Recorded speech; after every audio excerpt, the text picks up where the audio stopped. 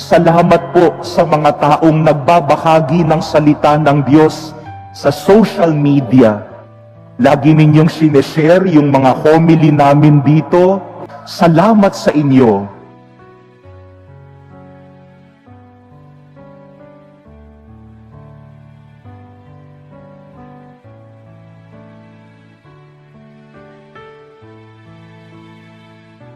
Baka hindi ninyo alam, yung binabahagi ninyo na salita ng Diyos ay nakapagbibigay ng liwanag sa isang taong dumaraan sa dilim.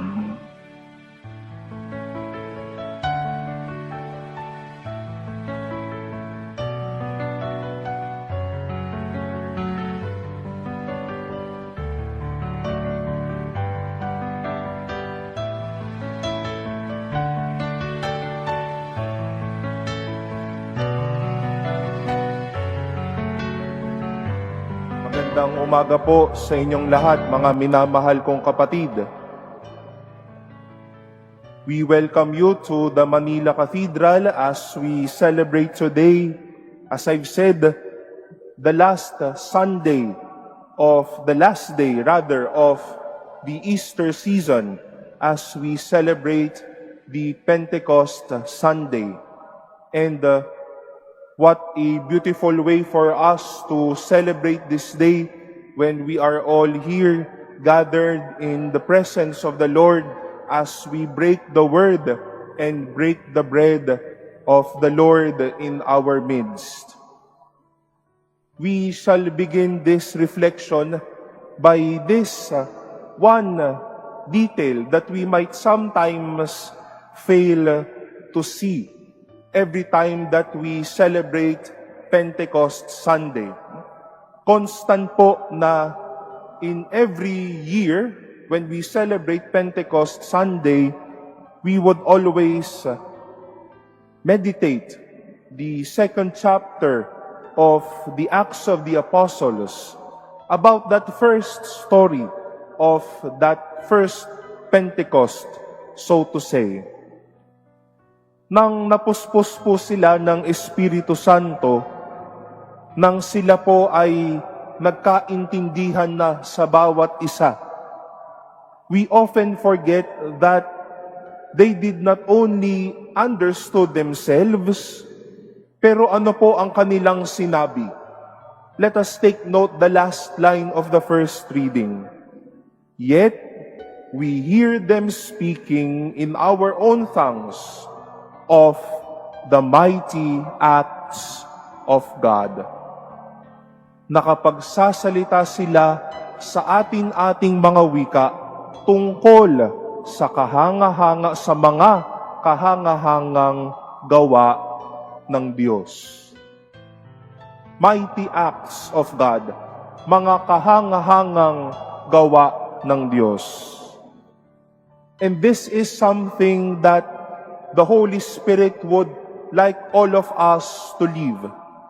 And if I may say, one thing that the Holy Spirit would demand of us, that all of us filled or praying to the Holy Spirit may proclaim boldly, may be so proud to say that I have experienced many mighty acts of God. Sa buhay ko, naramdaman ko kahit papaano na madaming kahangahangang ginagawa ang Diyos kahit saang punto ng aking buhay.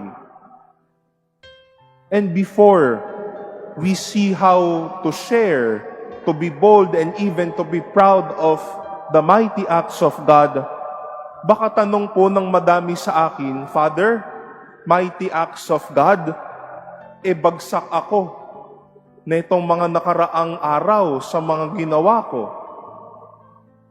Mighty acts of God, ang tataas po ng bilihin. Mighty acts of God, Father, napakainit araw-araw. Father, mighty acts of God, hindi po kumpleto yung pamilya ko. Mighty acts of God po ba na patong-patong po yung mga gagawin ko? Ubus na po ang sweldo ko. Father, is that mighty acts of God? O kaya po sabihin, wala na ho akong maalala kung meron pa pong mighty acts of God, Your Honor. No? Mighty acts of God. San pong banda ang mighty acts of God ngayon? But this celebration, my dear brothers and sisters, would like to remind ourselves of this fact, that those chances, the hardships that you've been doing, the energy that you have, yung inspirasyon para gawin ang mga bagay na ibinigay sa iyo bilang responsibilidad, ang magsumikap, ang magising po tayo araw-araw, ang magkaroon ng mga tao sa paligid po natin, ang manampalataya, manalig at makapagdasal, at madami pang iba. These are the mighty acts of God that the Holy Spirit continuously pour on us and eventually would like us all to be proud of.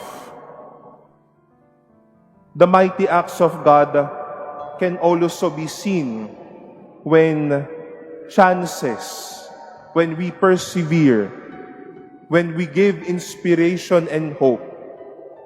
We have this capacity to come near to God. Mayroon pong mga magaganda at kahangahangang gawa o ginagawa ang Diyos sa atin, sa paligid natin, araw-araw.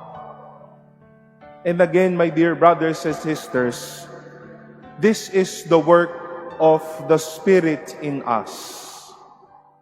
For us to recall, to see, and even own the many mighty acts of God in our lives.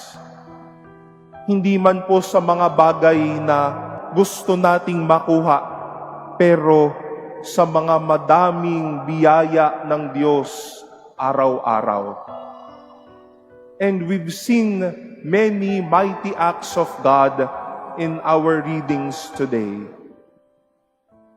The mighty acts of God was then seen when the Tower of Babel was destroyed with the gift of unity and understanding of the first Christian community. The mighty acts of God can be seen when, as we have meditated on in our second reading according to St. Paul, kahangahangang gawa ng Diyos ang maging mapagmahal, ang maging mapagpasensya, o marahil ang ibigay ang mga bagay na ito. The mighty acts of God will not only be a matter of materiality, mga bagay na makukuha, magkukuha natin o maiipon po natin sa buhay na ito. But then, huwag po nating maliitin ang mga kahangahangang gawa ng Diyos sa ating buhay. We might say, it's mighty acts of God when I have many blue bills inside my pocket. It's mighty acts of God when I have a lot of resources. It's mighty acts of God when I have this, I have that, I can do this. But again, baka doon po tayo nagkakamali. God's mighty acts might not be of materiality, but sometimes it is more of heartily. Mga biyaya na nagpupuspos ng ating puso. Mga biyaya na kaya nating iunat sa mga tao sa paligid natin. Kahangahangang gawa ng Diyos po ang kumapit at manampalataya. Kahangahangang gawa ng Diyos ang maging matatag at maging inspiradong tao sa araw-araw. Kahangang-hangang gawa ng Diyos ang maging matatag sa buhay na ito para maitaguyod ang isang pamilya. Kahangang-hangang gawa ng Diyos ang narito po tayo at buhay tayo ngayon.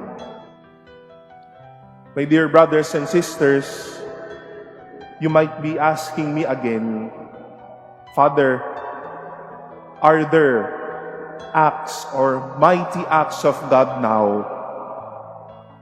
And I will say, yes. Madaming kahangahangang ginagawa ang Diyos dahil pinupuspos tayo ng Espiritu Santo. Tingnan niyo lang po ang inyong sarili. Look at those around you now.